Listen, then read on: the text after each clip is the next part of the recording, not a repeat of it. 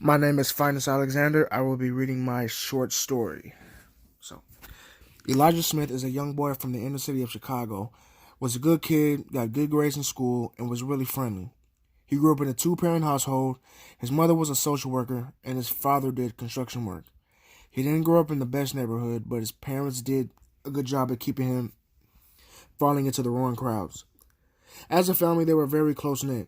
They would do almost everything together as a family. They always believed that if they loved and took care of each other, they wouldn't need any each other else. Elijah would stay away from gangs to find that empty void of not having a good family at home. But when Elijah was 14 years old, his father passed away from a heart attack. With the passing of his father, it set him in a different mindset. He wasn't that friendly to his peers. Grades started slipping in school, and he wasn't friendly in general. Now, with his father gone, his mother was set to raise him alone in a household with no positive male role models in his life. He really didn't have any other male role models in his life besides his father. He saw his mother begin to struggle to pay bills and other financial things. Elijah needed a way to make money to support him and his mother. Elijah then dropped out of school and started to get into doing illegal things to get by to support his mother and himself. He even joined a local street gang that was in his neighborhood. After he dropped out of high school, his mother began to feel bad for him. She felt like she failed him as a mother, and she could have done more for him to not make him feel like he has to drop out of school. He knew that he really didn't want to drop out of school, but he felt like it was his best option for him at the time because he had so much going on in his life outside of school that school was just in the way of things and stopping him on what he had to do.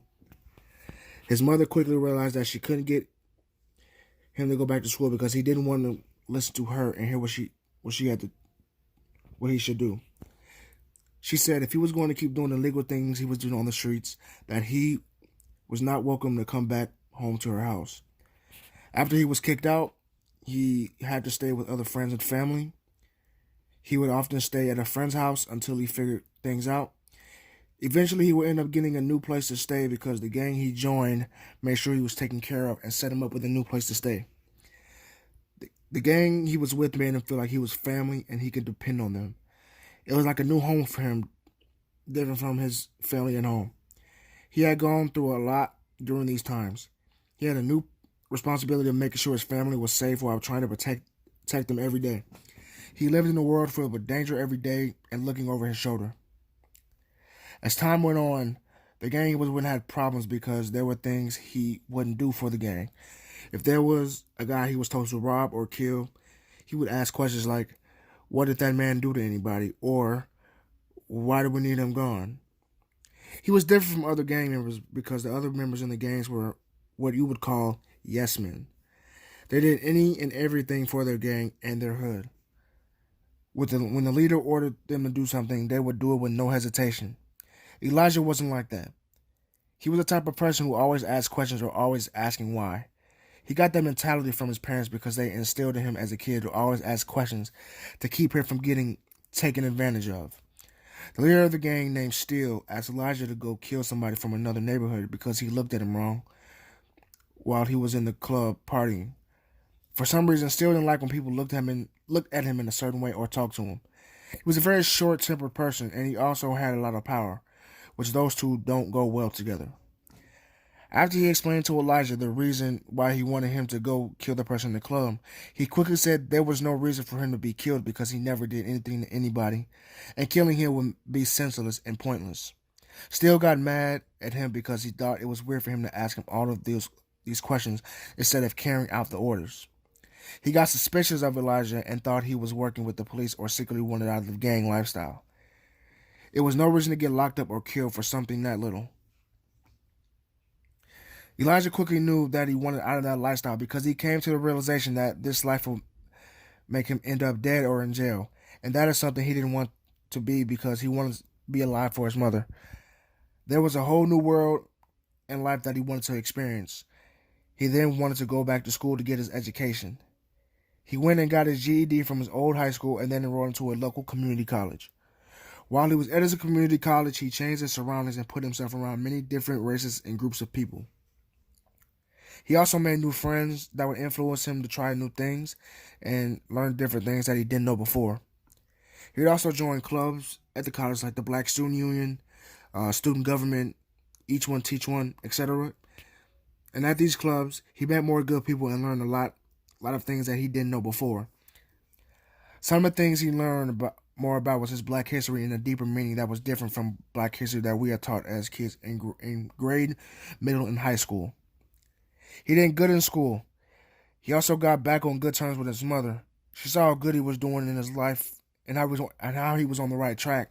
She let him back in the house with open arms. She was really proud of him because he was back on the right track. Their bond began to go back to normal like before. Still, it's hard to see these things that Elijah were doing. However, he was trying to change his life in a more positive way and still did not like that. He began to grow jealous of him. After a night out with some friends, Elijah then decides to go back home. As he goes and opens his door, he is dragged into his apartment by 3 gunmen. He is beaten and taken into his room. Those 3 men repeatedly asked him to open the safe he had hidden in his closet. He tried to open it, but he was beaten up so badly he couldn't see. After the 3 men saw they couldn't get much out of him, they shot him and left him there to die. Elijah then was rushed to the nearest hospital. He was given little to no chance of surviving, but luckily the doctors revived him. But he was told he wasn't going to be the same as he was before.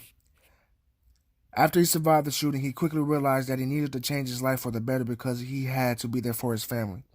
He wanted to relocate and start a fresh life where he didn't have his life at risk and hopefully help other kids that were headed down the path he wanted to put them in the right direction. He has been through enough in his life where he's realized that he has needed to make a change for the better. He then moved to California 3 weeks later after he got out of the hospital. While in California, he was involved in countless organizations involving helping children, food pantries, and became an activist to help young boys get jobs because he did feel like the need to job opportunities in the inner city areas. He also became a motivational speaker and went around different schools to talk to kids.